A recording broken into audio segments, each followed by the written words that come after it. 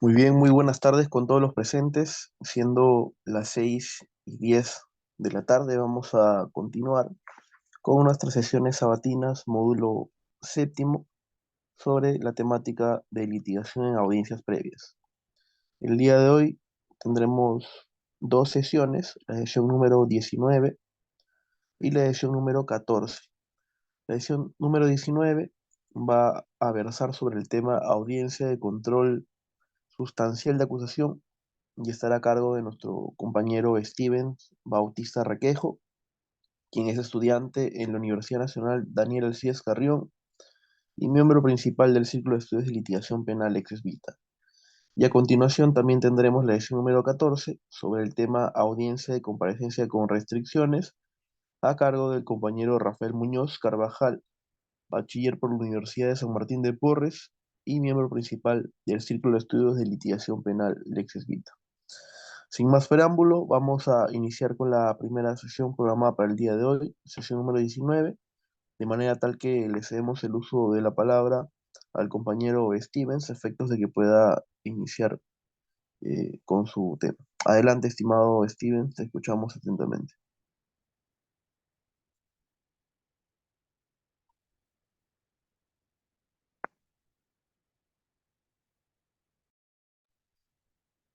Bueno, Piero, buenas noches, compañeros del Centro de Estudios de Litigación Penal, Lexes Vita. Para mí es un gusto, ¿no? Nuevamente estar acompañándolos en una nueva sesión académica interna para este gran círculo de estudios. Entonces, bueno, Piero ya me presentó y la mayoría del círculo de estudios ya me conoce también.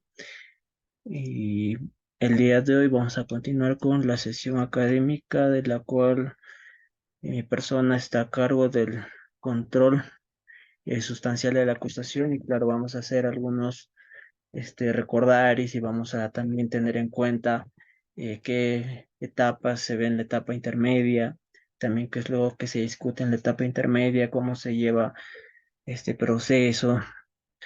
Vamos a recordar acerca de qué es el control formal, porque también se dividen en estas etapas, ¿no? En el control formal y en el control sustancial, siendo el control formal algo que netamente puede ser subsanado inclusive por el mismo fiscal en la misma audiencia de la etapa intermedia, o sino con una devolución de 5 días en el caso de que no fuera subsanable en ese momento, como nos establece el código.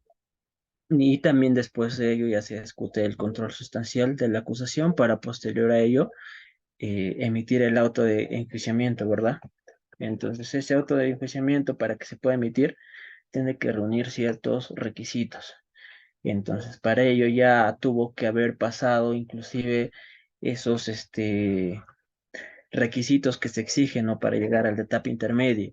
Tuvo que haber superado lo que se exige superar en la etapa de investigación preparatoria, tanto este, en la inicial como la formalizada, para también estar hablando de un debido caso, una debida imputación que se debe sujetar conforme a derecho. Y es, claro, es posible discutir con todos los de la ley en juicio oral, porque si nosotros nos olvidamos de estos controles, tal vez que no se hacen, inclusive, ¿no? Hay muchos doctores que a veces en sus tesis o bachilleres también, personas que vienen planteando que no se viene realizando debidamente y adecuadamente en un proceso penal, porque hay casos y siguen llegando casos a juicio que no deberían llegar, ¿no?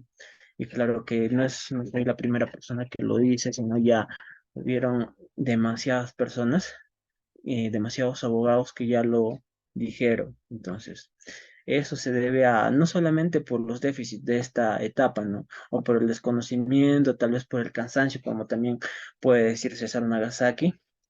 En este caso, él dice, tal vez por el cansancio, por la carga procesal, al juez no le queda otra cosa que dejar pasar ese proceso a juicio. Entonces, por ejemplo, tú devuelves la acusación una, dos, hasta tres veces para que corrija y sigue lo mismo, siguen los mismos defectos formales, o inclusive la imputación no se subsana.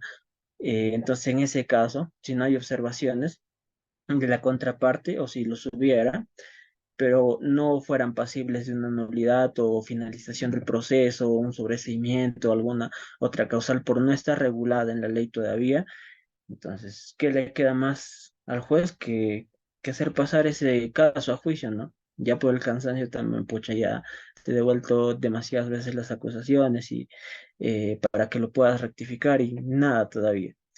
Entonces, inclusive ustedes habrán escuchado demasiadas noticias, creo que un fiscal también conocido que todos conocemos, se le ha devuelto 7 veces la acusación, ¿no? Entonces, bueno. Y para ya poder hablar el tema del día de hoy, el control sustancial de la acusación se basa más que nada en algunos temas importantes que ustedes y todos nosotros debemos conocer, ¿no? Si bien ya Jefferson Moreno, también citando él un día en sus ponencias, decía, bueno, ya he desarrollado en mis libros lo que vienen a ser las audiencias preliminares o audiencias anteriores a juicio oral. Entonces, esas audiencias anteriores a juicio oral que fueron desarrolladas por él en sus libros, tutela de derechos, inadmisión y todo pertenecen a la primera etapa, ¿verdad? Entonces, él prometió después estar realizando otros libros para la etapa intermedia y, ¿por qué no? Inclusive eh, nosotros, ¿no? Como también estudiantes, bachilleres, inclusive ya siendo abogados, está revisando qué audiencias y qué observaciones tiene que plantear el abogado en esta etapa intermedia, antes de que inclusive otros abogados puedan ganar esta idea, o otros abogados puedan adelantarse a estos tipos de ideas. Siendo así, entonces, los aspectos generales, más que nada, vienen a ser que en el juicio, ¿ya? Para pasar a juicio, ese caso ya debe estar preparado convenientemente, es decir, entiendo que inclusive existen, ¿no? Hay etiquetas de, de las sospechas, ¿no? Las etiquetas de las sospechas iniciales, suficiente, reveladora, sospecha suficiente, entre otras.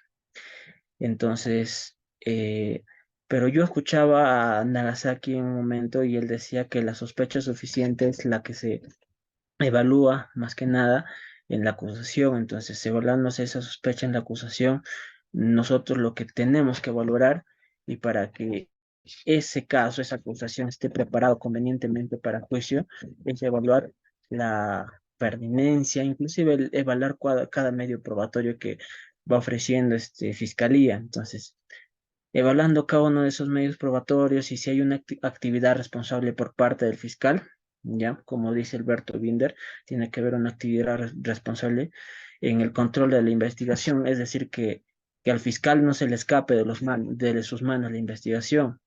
Entonces, si se le escapa de las manos, tal vez hay errores de tipicidad, antijuricidad, inclusive culpabilidad, ¿no? Inclusive culpabilidad que por una alteración de la conciencia, entonces se le puede escapar al fiscal y está pasando esos casos a juicio oral. Entonces, por eso es que en la etapa, en todo este proceso, el fiscal es el que tiene que tener el control de la investigación, no escapársele de las manos mediante una actividad responsable. También nos menciona este autor que, claro, para llegar a juicio no hay que eh, pretender formular ese escrito, ya esa disposición de formalización o esa acusación con un copia y pega. Muchas veces suele suceder en donde tú planteas ya tu disposición de formalización de investigación. Entonces, después de plantear tu disposición de formalización de investigación preparatoria, lo que pasa y lo que suele suceder muchas veces, y no me dejarán mentir, pero claro, pero no en todos los casos, es que esos mismos hechos se copian y se pegan para la acusación o superficialmente se varían también. Por eso es que ahí dice no someter esas decisiones de manera apresurada y de manera superficial, ya, de manera superficial, eh, esos tipos de casos. Entonces, en donde tú ya ves, ya bueno, acá yo creo que ya está todo listo, inclusive creo que debía haber solicitado un proceso, bueno, debía haber solicitado una terminación anticipada, un principio, un proceso inmediato. Entonces, un proceso inmediato debía haberlo hecho, una acusación directa. Entonces, en este caso, no es bueno hacerlo de manera apresurada y obviar esos temas de manera superficial, ¿no? En donde no se identifica también los factores de tipo, ¿ya? Por ejemplo, en los delitos de la administración pública. ¿Cuál fue la concertación? El fiscal no logra delimitar cuál fue la concertación. Entonces, también no logra delimitar la participación que tuvo la persona en un proceso de licitación, por ejemplo, o no logra determinar en este caso de negociación incompatible, colusión, cuál fue el interés indebido que haya recibido esta persona, sea interés económico, esté llenando sus bolsillos económicamente, o también sea un interés por motivos de beneficios a sus familiares, uno de sus familiares haya obtenido una plaza en algún otro lugar, algunos familiares esté teniendo una economía eh, sumamente adecuada, entonces no se logra ver esa variación, ¿no? No se logra determinar en muchos supuestos, y más que nada en casos de administración pública que también son muchas veces complejos. Entonces, teniendo esos vicios, teniendo esos errores, es donde inclusive no se logra visualizar por los abogados, ya los abogados, y que en su momento cada uno de nosotros va a ser, esté en la promoción o la prepromoción, inclusive bachilleres. Entonces, si no logra visualizar esos aspectos, ya inclusive hay etapas donde no se pueden discutir esas cosas, ¿no? Donde tú ya pudiste haber planteado una excepción, pudiste haber planteado una tutela, pudiste haber planteado un sobreseimiento, una excepción de prescripción, o cualquier otro mecanismo alternativo de defensa. Entonces, no lo hiciste y ya llegando a juicio oral no va a poder retractarse, ¿no? Entonces, ya se tuvo la oportunidad también. Y es donde el abogado dice, pucha, estuve para plantear esto en esta etapa, pero ya no pude. Entonces, no queda más que defenderse en el juicio oral. Y en el juicio oral se empiezan a debatir cosas que se pudieron haber debatido en la excepción y procedencia, eh, que la excepción y procedencia, y acá quiero citar al profesor Nagasaki una vez más, que muy bien lo dice, la excepción y procedencia de acción es una figura legal que mucha pena trae, o con mucha pena ha regulado el legislador, en razón de que la excepción y procedencia de acción inclusive no debería de existir, ¿no? Porque lo que nos dice es, si el hecho no constituye delito, bueno, si no es justiciable penalmente o no constituye delito, entonces se ampara bajo el supuesto de la excepción de improcedencia de acción. Pero entonces, en este caso, obviamente que el fiscal tiene que saber qué casos son delitos y qué casos no son delitos, qué casos cumplen con esos requisitos para hacer delitos y qué casos no cumplen con esos requisitos para hacer delitos para continuar con el proceso. Entonces, por eso César Naraciaca dice con mucha pena, que inclusive esa figura no debería estar regulada, ¿no?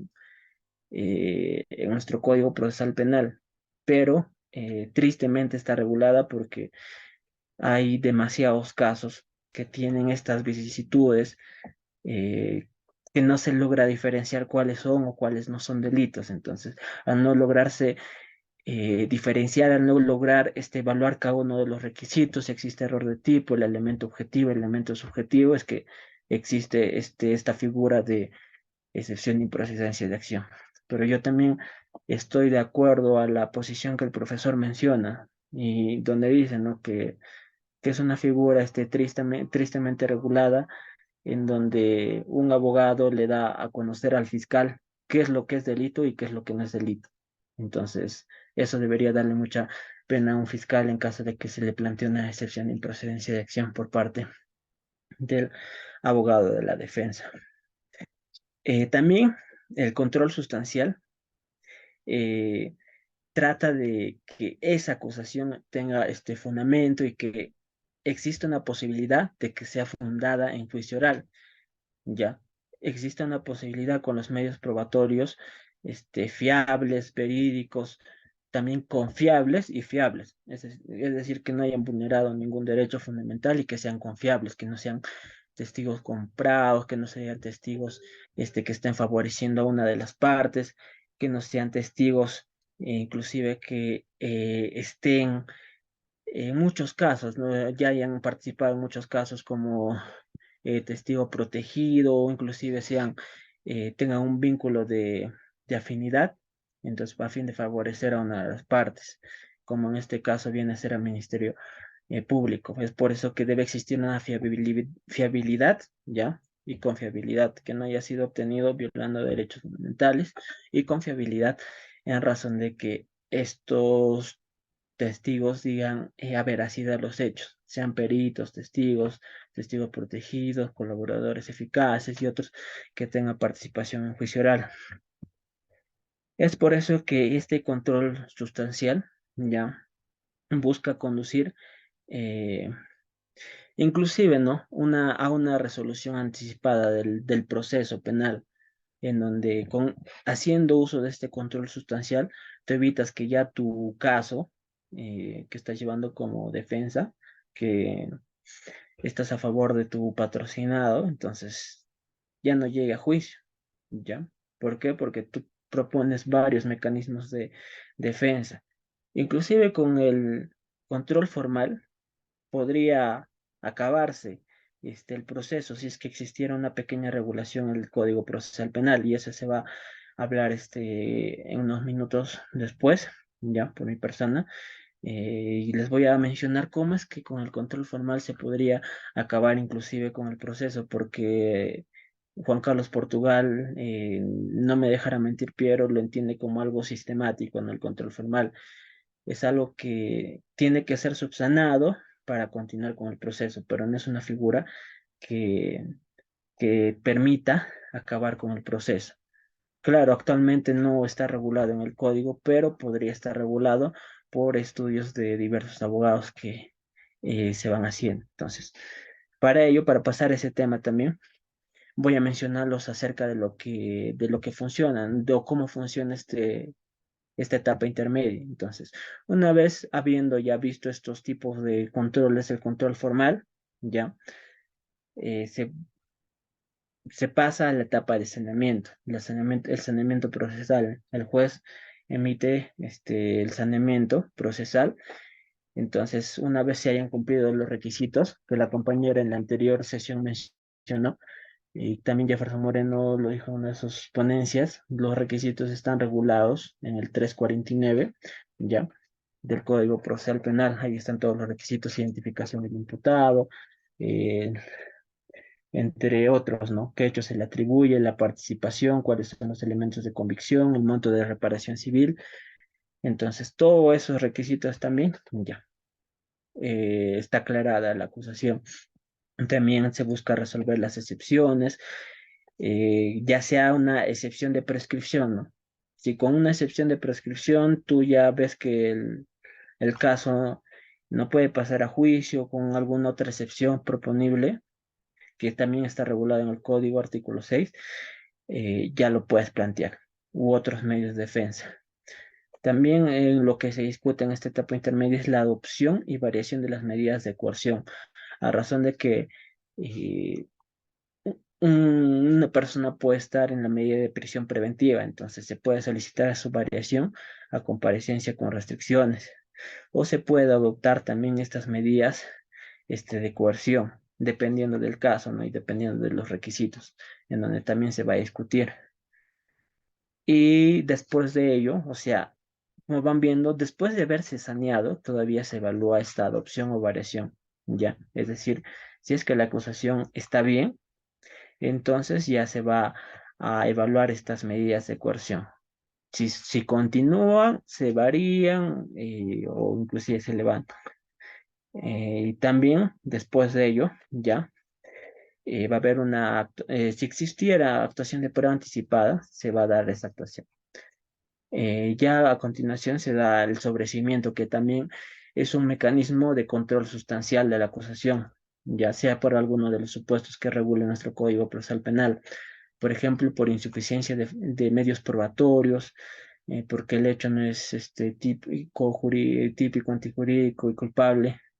Entonces, también por la falta de esos elementos, ¿ya? Los que regulan nuestro código.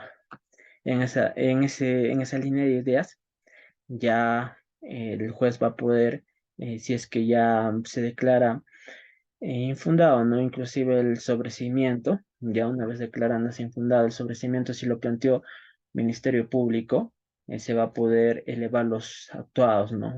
Perdón, el juez va a poder devolver ello para a fin de que el fiscal superior pueda evaluarlo una vez más y decida si acusar o sobreseer.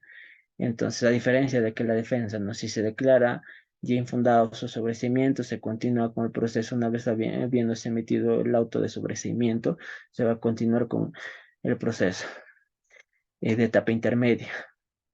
A continuación se van a pasar a admitir o rechazar las pruebas. Bueno, este es pertinente, conducente, útil, es legal, inclusive es legal, es fiable, entonces pasa a juicio oral, este pasa, este pasa. Entonces, qué bonito sería que pase así, ¿no? Pero en muchos casos vemos que todo pasa, que todo lo que se ha propuesto pasa, o algunas cositas, sean uno, dos, tres, este, medios de prueba, no pasa, pero la mayoría de ellos pasa, inclusive ya tienes la información con un medio de prueba, pero con otro medio de prueba, buscas y tienes la misma información, ¿no? Con otro medio de prueba. Entonces, para mí sería sobreabundante esos medios de prueba que se buscan admitir para la etapa de juicio. Pero debería ser evaluado con mejor criterio, sí, pero es lo que actualmente ocurre. Pero no en todos los juzgados, no en todas las del Perú, ¿ya? Pero en su gran mayoría.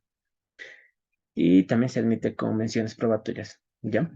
Como ya iba mencionando, entonces en este caso, en este supuesto, se busca con el control sustancial conducir a una resolución anticipada del conflicto, utilizando cualquiera de estos mecanismos. A ver, acá está. Se llama control sustancial o material. Entonces, tú puedes utilizar excepciones, puedes utilizar el sobreseimiento, puedes utilizar el criterio de oportunidad, que es muy diferente al principio de oportunidad. Eh, Uno está en la etapa, ¿ya? De investigación preparatoria, este está en la etapa, está regulado en la etapa intermedia. Son diferentes, similares, sí, pero diferentes figuras. Entonces, también puedes ofrecer medios de prueba para juicio oral, lista de peritos, testigos documentales en caso del abogado. También puedes objetar la reparación civil. Entonces, tú ya estás ejerciendo presión al respecto de esa acusación a fin de que trates de incomodar inclusive al fiscal para que ese caso no pase a juicio oral o inclusive para obtener variar la reparación civil o también con los medios de prueba, con tu lista de testigos, peritos, busques ya estar asegurando ya eh, un proceso eficaz que se vaya a discutir en el juicio. Entonces, con los medios que vayas ofreciendo al respecto de lo que tú ves que vas a atacar, de la tesis que vas a atacar del fiscal, ya puedes ofrecer este medio probatorio, este testigo, este perito, ya tú te vas a asegurar. Entonces, teniendo en consideración, inclusive lo pueden sacar este cuadro, ¿no? Ya. Entonces, recordando un poquito, también para podernos hablar y poner ejemplos al respecto de cada uno de los controles sustanciales, que también están regulados después del 349, ¿no? Me refiero al 350 del Código Procesal Penal y el 344.2. Ahí regula en su variedad los controles sustanciales o materiales de la acusación. Entonces, si desean, pueden apuntarlo, tomarlo apunte. El control formal está regulado en 349 y te establece todo, o en su gran mayoría. También el control sustancial 350 y el 342.2, que me refiero al sobrecimiento.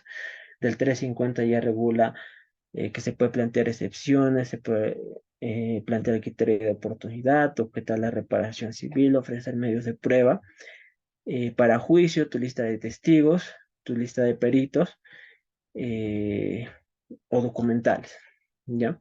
Al respecto de ello, vamos a recordar un poco de lo que trata este primer control, sin ahondar mucho también. Este primer control trata al respecto de que si es que en la acusación existieran defectos formales, ya de la acusación, se va a poder devolver esta acusación a fin de que el fiscal pueda subsanarla. Entonces, esto en caso de que no se pueda realizar la subsanación en la misma audiencia que se está llevando a cabo, ya suspendiéndose la audiencia, y eso hay que hacer una diferencia, ¿no? La suspensión de la reprogramación de la audiencia. La suspensión se da cuando la audiencia ya ha sido instalada, pero se está, una vez siendo instalada, se está suspendiendo. Pero la reprogramación es cuando ya no se haya logrado instalar por alguno de los supuestos, ¿no? Inasistencia, eh, por algún otro acto que se esté realizando. Entonces, en este caso, volviendo al punto uno, se devuelve la acusación para que el fiscal pueda subsanarlo en el plazo de 5 días. Y ante ello también existe un artículo jurídico de Celis Mendoza, ¿no? ¿Cuántas veces puedes devolver tú la acusación? Yo también les invito a que lo puedan leer. A mi criterio sería una vez, ¿no? Una vez, pero bajo apercibimiento, ¿ya? De multa o al fiscal, o sino de remitir copias a su órgano de control interno del fiscal por no haber subsanado debidamente lo que ha indicado el juez, ¿ya? O sino también un sobreseimiento, ¿ya? En caso de que no se haya cumplido con corregir estos defectos. Entonces, si no se cumplió con rectificar, inclusive no puede haber, puede haber una imputación deficiente. Ya la imputación no sería necesaria para ser discutida, porque no cumpliría estos requisitos al tener defectos de imputación para ir para adelante, o sea, para pasar para juicio oral. Entonces, en este caso, la opción que queda sería un sobrecimiento del proceso penal. Y acá quiero citar, ¿no? No es que yo haya tenido la idea, sino es que el profesor Benjo Nagasaki, si no me lo equivoco, uno de ellos, mencionaba que en el control formal tú tienes ya la acusación como juez, entonces evalúas ya.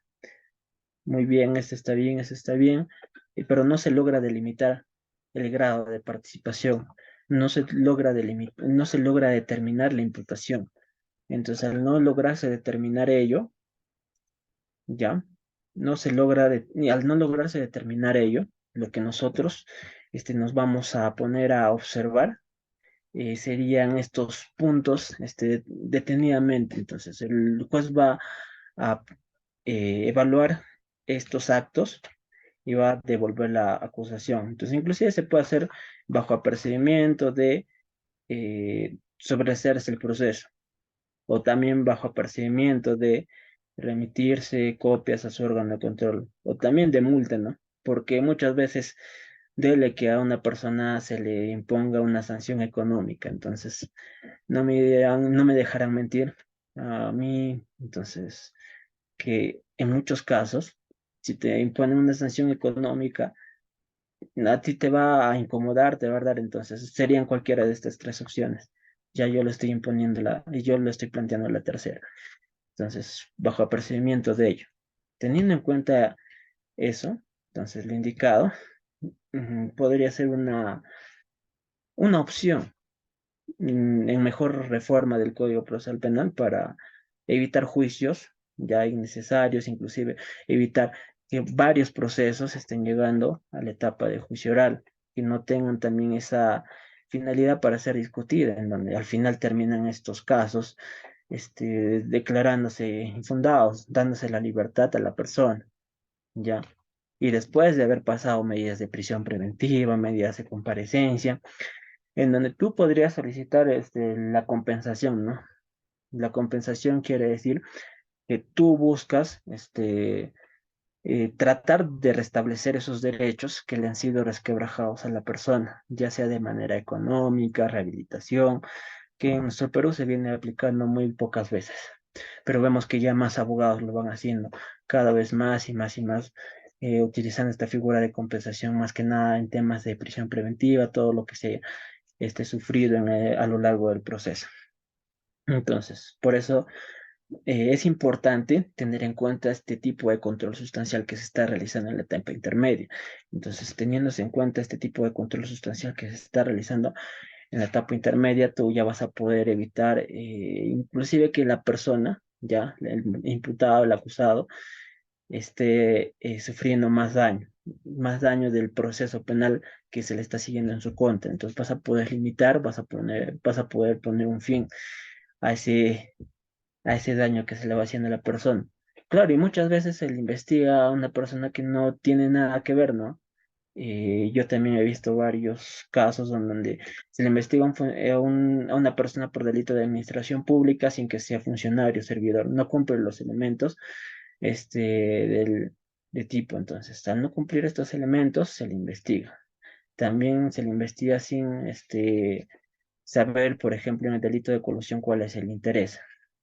No se logra determinar nada de ello, no se logra realizar investigaciones necesarias, los medios probatorios son insuficientes, en donde, en donde no se logra determinar esto. Entonces, si no se logra determinar esto en estos tipos de controles, yo soy de la opinión que el juez no tiene que tener miedo, ¿ya? No tiene que tener miedo de declarar finalizado el proceso penal, porque inclusive por miedo a veces, pucha, si yo lo dejo en libertad, ¿qué tal es en sí responsable o qué tal me califican de mala manera?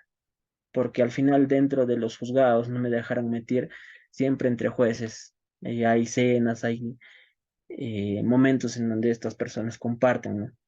Momentos recreacionales y todo. Entonces, pero oye, ¿por qué has absuelto? O inclusive puede aparecer en las noticias de tu región que el juez tal absolvió a una persona que se le determina como culpable, pero el juez ya sabe por qué lo absolvió, pero por miedo, ya por miedo, en agarrar su mazo y decir, bueno, ya, hasta acá queda el proceso, entonces por miedo es que no finalizan estos tipos de casos. Entonces, son muchos de los supuestos, ¿no? También porque estos jueces son comprados, pueden ser comprados, y hay muchas veces donde se puede dar la figura de prevaricato, ¿ya? Se puede dar la figura de prevaricato, pero muy pocos jueces son investigados en nuestro Perú por esa figura. ¿Deberían ser investigados a mayor manera? Sí, o inclusive otro tipo de sanción de control interno, que también podría estar regulado con una sanción que le duela al juez, sea de manera, como dije, económica, que más es que le duele a la persona, o de otra naturaleza similar. Entonces, volviendo a este tema, ya, vamos a entender que ya nosotros habiendo pasado de esta etapa de control formal, ya una vez habiendo estimado el juez levantadas esas observaciones, habiéndose estimado por parte del juez y lo que se quisiera en verdad, subsanado la acusación en ese plazo indicado, es que ya se va a emitir ese auto de saneamiento del proceso y se va a continuar con ello. Entonces, eh, Celis Mendoza también nos dice algo interesante, ya que no se puede declarar subsanado, en este caso, la acusación, cuando se haya devuelto varias veces, ¿no? La acusación, sabes que corrige, corrige, corrige.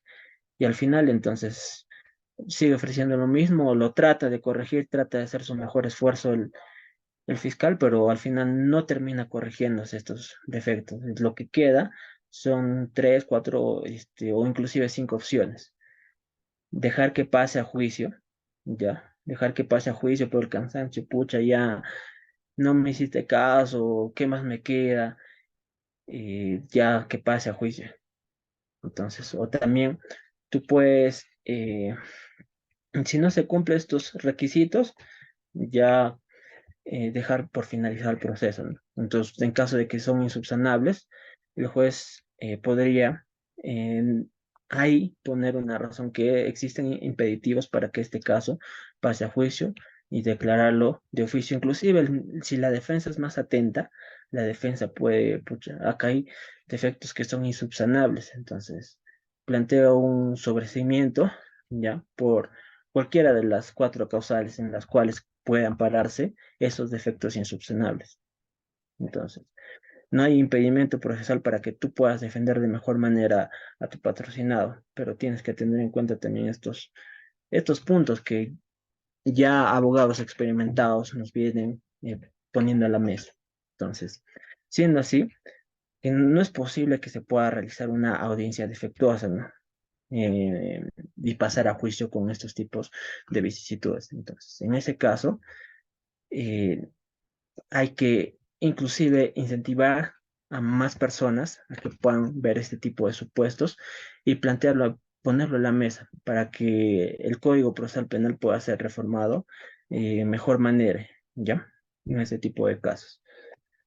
Bueno, también hablando de la segunda etapa, de la etapa intermedia, propiamente dicho, vamos a ponernos a analizar los supuestos del 344.2 del sobrecimiento y también del artículo 350.1. Entonces, que nos da desde la A hasta la H, cuatro literales. No, uno, no, bueno, desde la A hasta la H, todos esos literales indicados.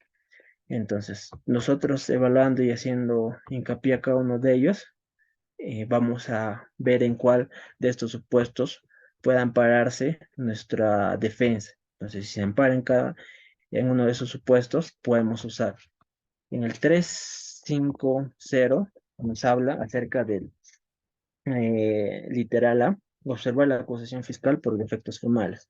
Ahí nos está haciendo referencia a la primera etapa, ¿no? De, mm, de la etapa intermedia, en donde tú revisas esos defectos formales de la acusación que pueden ser subsanados o no también. Después, en literal B nos habla de las excepciones. Las excepciones que están reguladas también en el código. Tú puedes finalizar con el proceso fijándote, a ver, yo veo que este caso está amparado en esta excepción, o inclusive puede regularse en este supuesto de la excepción de improcedencia, como ya iba diciendo.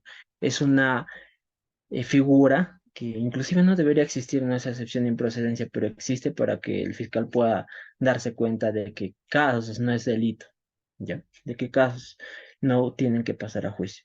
También nos habla de la imposición, revocación de la medida de coerción. Es una etapa donde se discute, ¿no? Al respecto de si se continúa con la medida de coerción, se levanta o se varía. Como ya iba mencionando, es una etapa que es un tema que se tiene que discutir. También pedir el sobreseimiento. El sobreseimiento está regulado ya en el 344.2. En este caso, el hecho no sea típico, no sea antijurídico, tampoco no sea culpable. Muchas veces no se logra estudiar, inclusive por nuestros magistrados más antiguos, ya, el derecho ya, la parte general del derecho. Entonces, esa parte general del derecho, cuando no ha sido estudiado, no se logra inclusive visualizar cuáles son esos elementos por los cuales un proceso puede quedar ahí, no continuar, como por ejemplo el error de tipo, error de prohibición, error culturalmente condicionado, supuestos de falta de acción, estados, la FEA, ¿no? Supuestos de estado de inconsción, bueno, supuestos de falta de acción. Fuerza física irresistible, estado de inconsciencia y actos reflejos. Y uno más era que la doctrina introduce, ¿ya? En este momento no me acuerdo, pero había una más. Entonces, en esos casos, tal vez podrían pararse. Si no hay, si existe la falta de estos supuestos de acción, entonces, ¿para qué continuar? El abogado que plantee su escrito, entonces que lo plantee de la mejor manera, conforme dice la norma, y si lo plantea de la mejor manera conforme dice la norma, no tienen por qué continuarse. En casos del error de tipo, ¿no? Error de tipo cuando una persona tuvo inclusive la intención de matar a su abuela, a su hijo, o inclusive tuvo la intención de lesionar, ¿ya? Eh, a una determinada persona, pero terminaste matando, lesionando a una persona que no querías.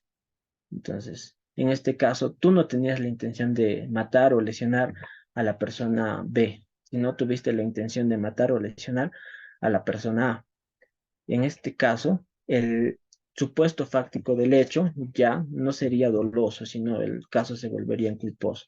Entonces, volviéndose en culposo, la pena sería disminuida en su momento, ¿no?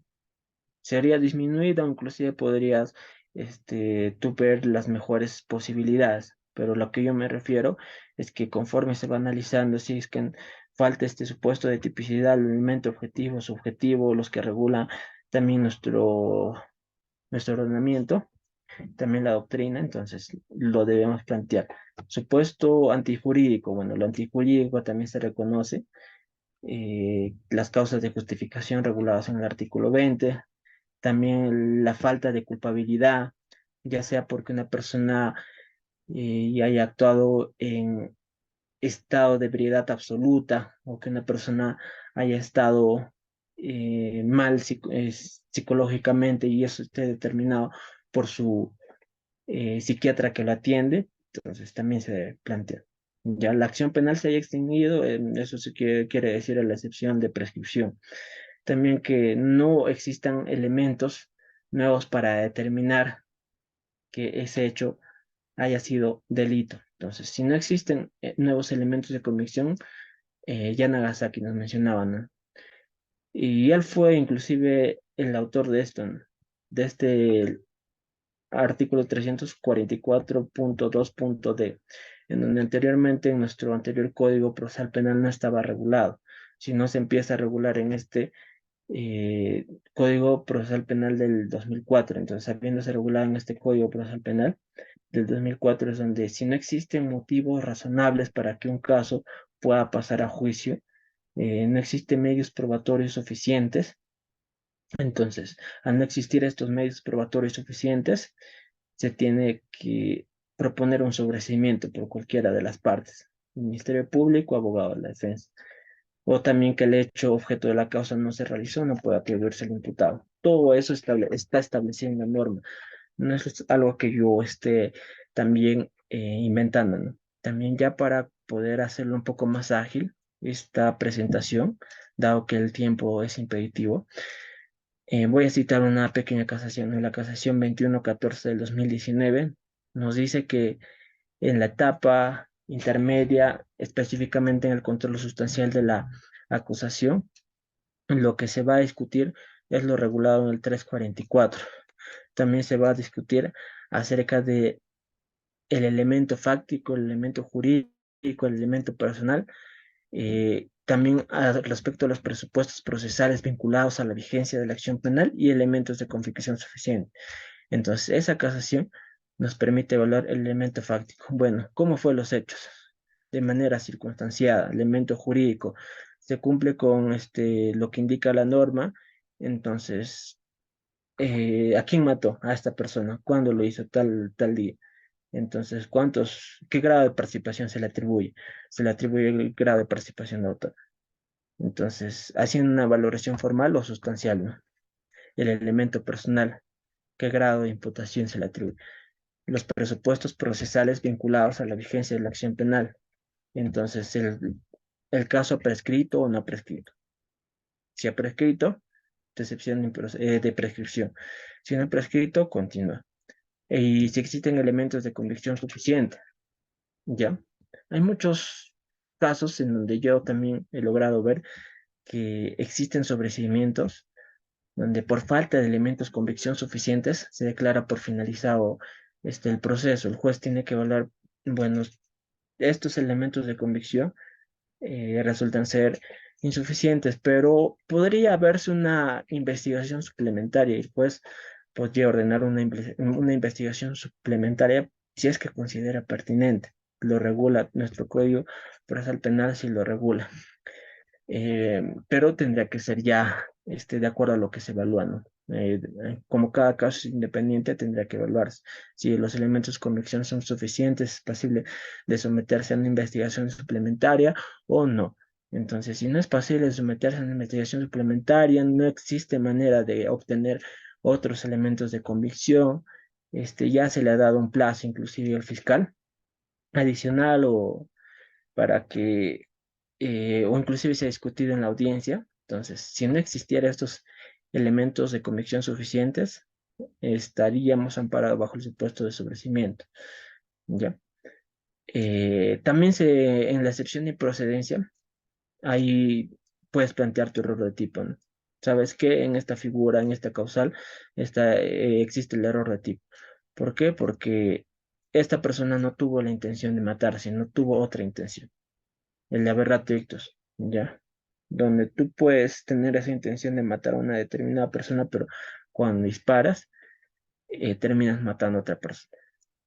Después de eso, ya también para poder concluir, no cansarlos demasiado, entonces, a unas breves y pequeñas conclusiones, en sí y en puridad en la etapa intermedia, para que nosotros veamos qué casos pueden pasar a juicio, tenemos que ver si hay pruebas determinantes.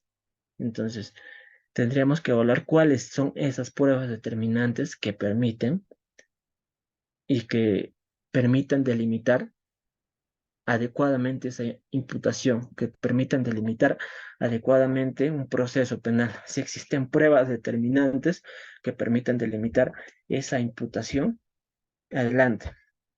También, si es que no existiera alguno, o sea, bueno, si es que se lograran superar todos estos elementos ya mencionados, ¿no? Los regulados en las normas antes citadas, entonces si se logra superar todo ello, si se hiciera un análisis minucioso, y es lo que se quisiera también en nuestro país, hacer un análisis minucioso de la norma, hacer un análisis minucioso del proceso de cada caso, a fin de que haya casos únicamente especialísimos y que cumplan estos requisitos que puedan pasar a juicio. Pero muchas veces la etapa de intermedia es algo netamente rápido, ¿no? Tú ves, ya está la acusación, si fue recepcionada la acusación.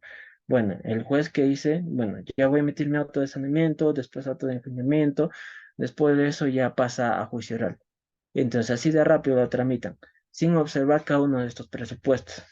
Pero qué bonito sería que en todos los casos, o bueno, en todos los juzgados, lo vean de manera detenida, ¿no?